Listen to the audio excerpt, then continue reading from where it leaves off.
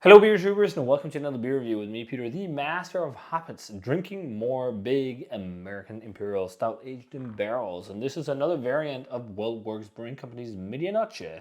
And this is one I've had sitting for a wee bit. This is the PB&J Tawny Port Medianoche. A bottle that really split the waters because it's not aged in bourbon or rye barrels. It's aged in Tawny Port wine barrels. So it's aged for 20 months in 10 to 20-year Tawny Port wine barrels, and then blended together. We tried that base version, which we liked. I think we gave it around a 93. Then this version is, after aging, been aged on peanut flour to accentuate a peanut brittle and walnut flavor that came from the barrels, and then also Concord grapes to emulate a jammy element to try and do something that is a little bit peanut butter and jelly like. So let's see. There is peanut stouts is not a thing I've had a lot of. I think the only one that really I've had where I've been like totally blown away, total sneak of spear back in the day was Yellow Belly and Yellow Belly Sunday from Imperial. Those were crazy. They were made with like flavorings, but I think getting a flavor like a Snickers, for example, is really hard to do with real ingredients. I don't know if anyone has managed because I haven't drunk many peanut beers since, but this will be interesting. Peanut butter and jelly Imperial Stout in Tawny Port barrels. Quite a unique combination here. So pours as a Medianoche, really rich, sludgy, and thick. I'm getting to a point where I think stouts are getting too thick, but maybe that's just me. But this is not as vulgar as some other ones that was poured at MBCC this year. But it's still like crazy. Just look at the curtains on the glass. The head died like instantly. It looks crazy syrupy and rich. But let's check out the aroma on this one. Yeah, I totally get the peanut and walnut. Totally. It's very savory, like very umami rich. And it's not got nearly the same like crazy layers of depth as you find in a Medianoche that's in a spirit barrel. And I think that's one of the big difference with using wine barrels.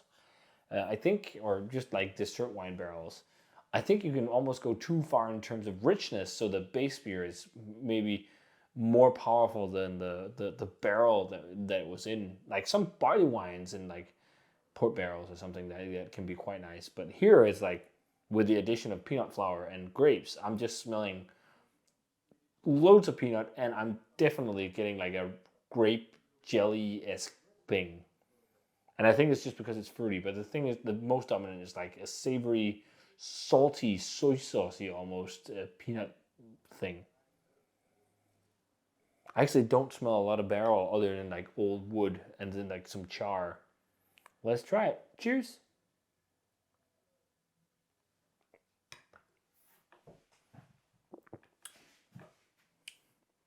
Really robust. Really like much more sharp acidity. Really, and that supposed to be a combination of grapes and barrels, because some port wines do have acidity. Like peanut, really sharp acidity, chocolate, dark fruits, dates. Aftertaste now is like really port winey. Dates, figs, prunes, raisins, like prune juice, like loads of dark fruit flavor. And this is like totally. It's almost like you did a beer that is not new money and really old school with all these like pruny flavors that no one wants. And it's like, we need to do something to get it a little bit more new money, and then you also put these other things in. It almost seems a bit like that. I don't think it's the case. I mean, they've at least described it quite well on the bottle, because it just like, I think it seems like you've added adjuncts a little bit just to try and calm that like really prune juicy barrel flavor. Toffee, prune juice, and peanuts. Like, it's like peanut prune juice with like loads of drying oak, charry wood. Like the base beer is awesome. But the combo of aged and barrel is really different, and I think some people might really like it. I think it's a little bit, it's fun, but it's not like I'm thinking like, wow, this is my favorite combination ever. It's unique, maybe for the sake of being unique, which is also, you know, it's nice. It's fun and games sometimes with beers that are with these things. But I think there's a brewery that does these better in Europe. These kind of stouts with unorthodox ingredients, and that's Imperial. And they've done a lot of stouts with really weird barrels and really weird ingredients, and most of them have been fantastic. Whereas this, it's still great beer, I think. But this is just like, yeah, I think it gets too pruny. It's like so much raisin, prune, fig, like juice, because of the barrels. So much so that like chocolate, it dies. There's a little bit of chocolate, but it's not as intense. Also with these barrels, you don't get at the same level of vanilla. I definitely lean towards a spirit barrel, at least when it's this intense. Yeah, I think it's really good, but I'm not really fired up at all. I think there is actually a little bit of vanilla the more I sip on it. But it's good. It's nice. It's like 90, 92, something like that. Maybe straight 90, actually. I think it's a nice, fun, different take on Medianoche.